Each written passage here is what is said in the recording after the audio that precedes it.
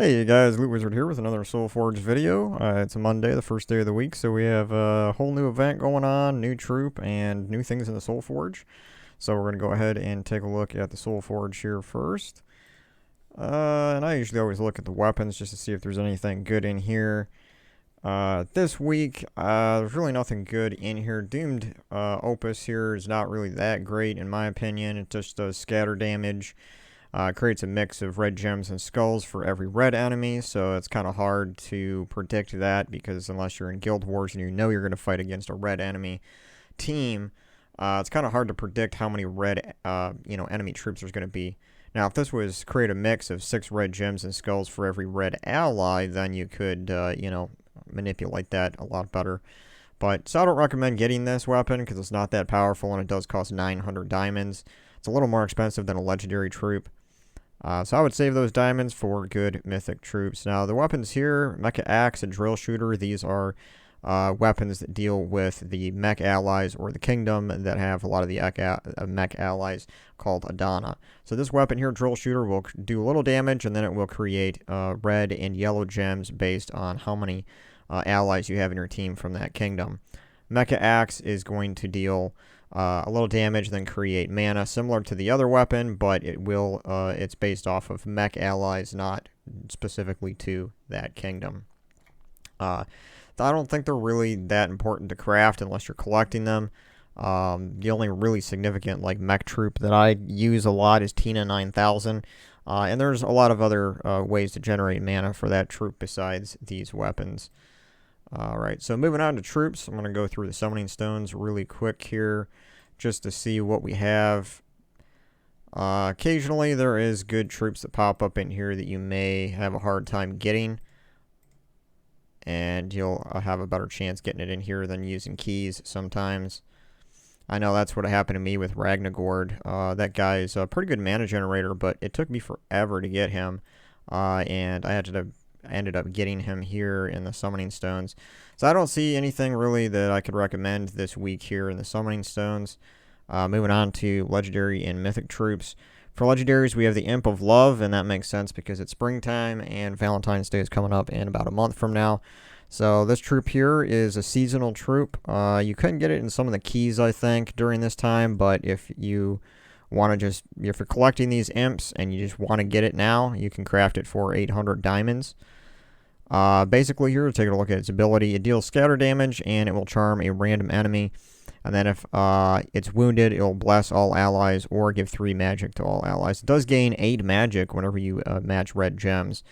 And it takes red mana here. So it's going to be, every time you select red gems, you're going to be gaining a lot of extra magic. It is doing scatter damage, so it's not great in the beginning, but it does have increasing returns because the more enemies that die, the scatter damage will do more damage to the enemy troops in that sense. So imps can be pretty powerful if you have a way to generate a lot of red mana and you can really boost its damage. Queen Mab is another legendary. It used to be way more powerful and useful than it currently is. But it's still okay. I wouldn't say it's good enough to craft. Sylvana Mora is a dragon legendary troop. It's still pretty good. I use it in dragon teams still. But again, I don't think it's worth crafting. So usually there's 4 legendaries. They got them a little mixed up this time with the mythics here. But King Avlorn is another legendary troop. This one is important for a few reasons. It allows all elf troops to start with 50% mana, and it does have a summon to it. So if there's an open spot on your team, when you cast it, it will summon a Forest of Thorns troop.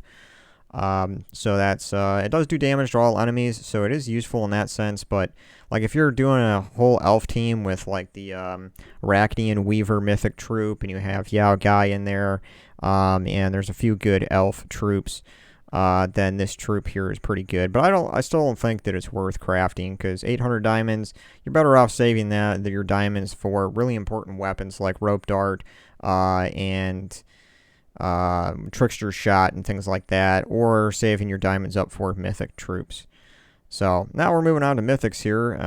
Looks like there is War, which is at the bottom of my list already. You have Pharos-Ra, which is still a really important troop for collecting souls. Then we have Jotnar Storm Shield. And then finally we have Umanoth. So right away, I'm probably just going to say that Pharos-Ra this week is number 1 just because of its usefulness. You're going to get a lot of souls. It's the one troop that boosts souls the most. You gain 150% bonus to souls if it's in your team. And it does do a lot of damage. It will transform yellow gems to purple, so it is a mana generator. It deals damage to an enemy boosted by souls. And then it'll give you souls when you cast it, plus then, the 150 bonus. But that damage, it's like a sniping troop, in my opinion, because of its damage gets so high. It's boosted by the souls, and the souls is a 1-to-1 ratio. So you can do, upwards of like 200 plus damage with this thing once you get your maximum souls in that session of a battle. So it's a pretty powerful troop, and it's also a great soul generating troop. So Pharos-Ra is probably my number 1 troop this week, and then second to that, it's probably going to be Jotnar Storm Shield. Umanoth is kind of an odd troop. I don't use it that often just because it kind of has a strange ability. It deals damage to an enemy boosted by all of their skills, and it's a 2-to-1 ratio, so it's half of all of their skills is then added to your damage that will be done to that troop. Sometimes it is enough to kill them, sometimes it's not. Now, if the enemy does die, it will gain 10 attack, and it creates 12 skulls. In its traits, it will place Hunter's Mark on enemies when doing skull damage. Now, Hunter's Marked troops will take double skull damage. So right here, if I'm doing 49, let's just round it up to 50. If it's Hunter Marked, it will do then 100 skull damage instead of just 50. So it can be quite powerful in that sense, but there's one downside to this troop. And that is it doesn't have any significant way to mitigate skull damage to itself. It has a 20% chance to dodge skull damage, which it just, in my experience, 20% is not enough. You're going to get hit a lot, and it's going to die really quick. And the only way that you can really take advantage of this trait here with the Hunter's Mark and the fact that it creates 12 skulls is to put it at the top of your team. And so with just a very, very low 20% chance to dodge skull damage, it has a very big weakness to itself. And so I don't think it's that great in that respect. I'd much rather have on it, for example, instead of dodge, I would much rather have something like 50% skull damage reduction. That would be more useful, in my opinion, than a low 20% chance to dodge skull damage. But, Jotnar Storm Shield is still pretty useful and powerful in giant teams. That's where it's the most powerful because it does do true damage to an enemy boosted by barriered allies and giant allies. Boost ratio is 7, and it's doing true damage, so it's going to bypass whatever armor that troop already has. And so, like, for example, if you have the Giant class leveled up, the Titan class, it's going to allow all Giants to start with 50% mana. This is a Giant. And then you can use something like Mountain Crusher, and whenever it matches Brown, that'll gain a barrier. And then whenever you have a 4 or 5 match with this troop in your team, a random ally will gain a barrier. And so all of that is going to increase the damage that this troop is going to do. In my opinion, Jotnar Storm Shield is a little better than Umanoth. I wouldn't say it's a lot better, but it's a little bit better. But they're pretty close. I'm just putting Jotnar just a little bit above it in rank, in my opinion. War is very last in the 4th. It just is not that great of a troop. So, Pharos-Ra number 1, Jotnar 2, and Umanoth 3, and War is going to be 4. And that's how I would order them this week.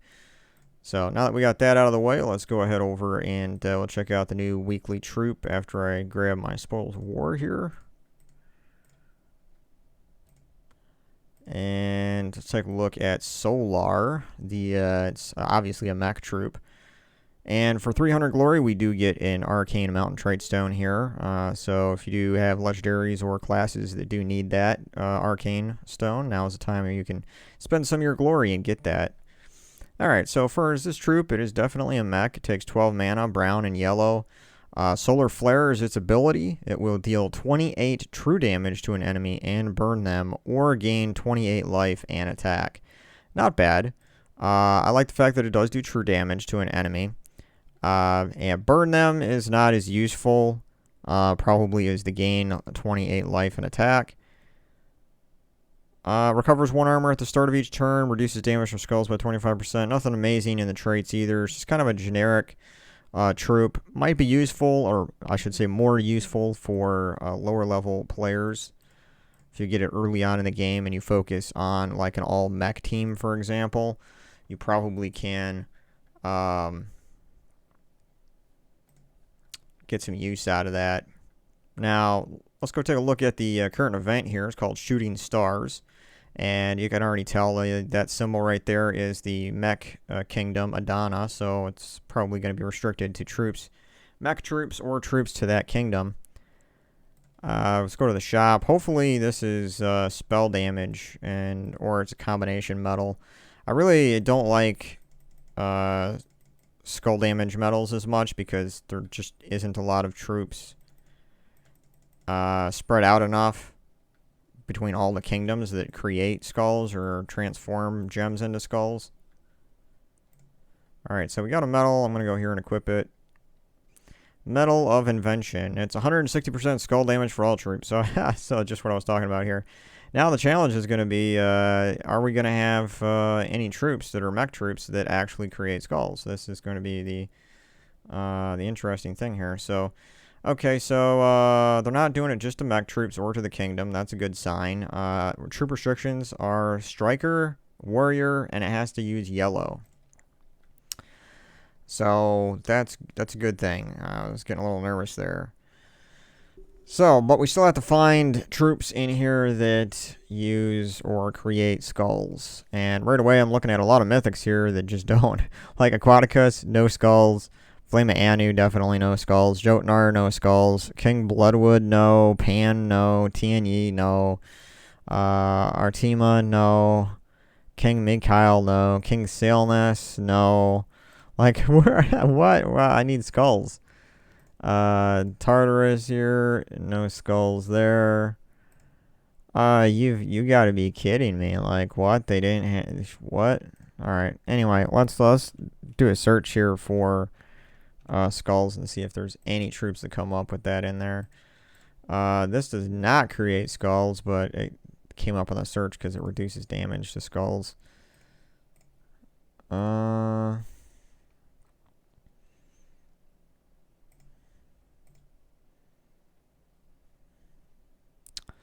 Even the new weekly troop doesn't create skulls. Like, at least they could have given us a new weekly troop that created skulls, right?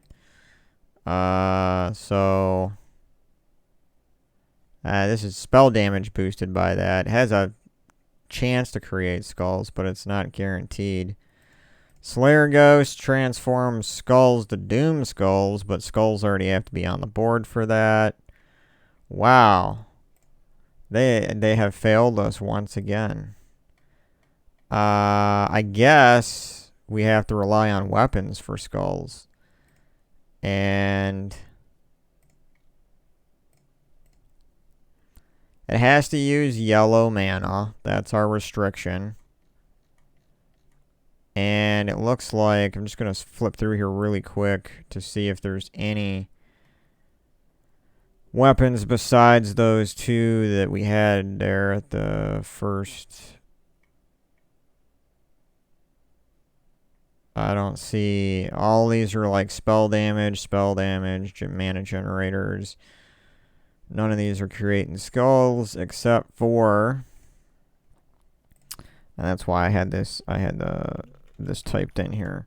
So it looks like the doomed weapons, Doomed Axe and Doomed Scripture, are the only two weapons in the arsenal here that can allow us to create skulls.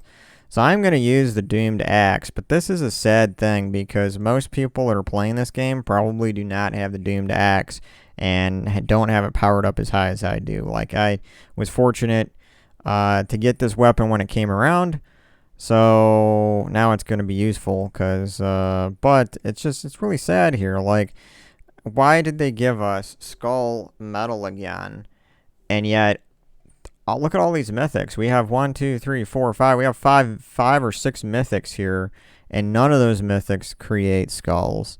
We have 1, 2, 3, 4, 5, 6. 6 legendaries, and none of those create skulls. I'm going to put Sledgepaw in there just because he's going to generate mana for me. Yeah, it's just, wow, this is really just like, what the heck?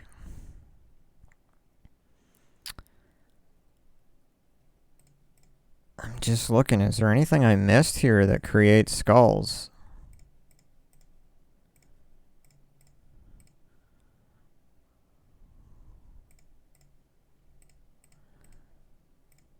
Wow, it's just like nothing really. It's kind of depressing, actually. It's like, you know, you want to enjoy the event or at least try to take advantage of that metal to boost skull damage. That's the only way that you can really get high in the event. And there's not really even any good troops this time around that can use skulls. And we got that guy. Like I said earlier, this guy only transforms skulls that already exist. It doesn't actually create new skulls. So, yeah, that's kind of a bummer. I really don't know what else to use here for my 4th troop.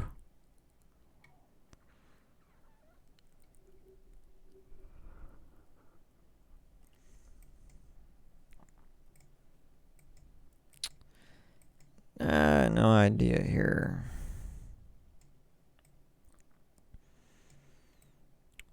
And just use Titan as usual. Go yellow brown.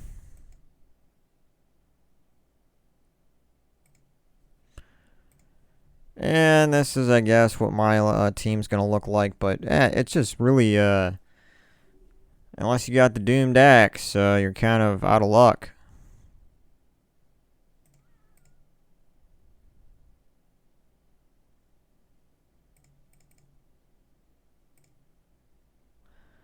That's really unfortunate.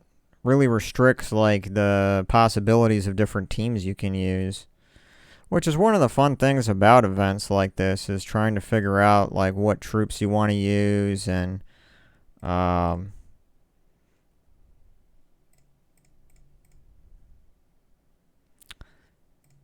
so yeah. Anyway, that's about all I got for you guys this week. Not much else going on this week like it was last week. There's only one event the whole week, and then next week we'll have another one. Looks like there's 2 events going on at the same time next week. So yeah, that's pretty much it here. Other than class trials coming up, and if you don't have the Met class powered up completely, you could try to do that on that event. Faction Assault on Tuesdays normal, and that's pretty much it. So thanks for watching my video, guys, and I love you, and I'll see you on the next one. Later.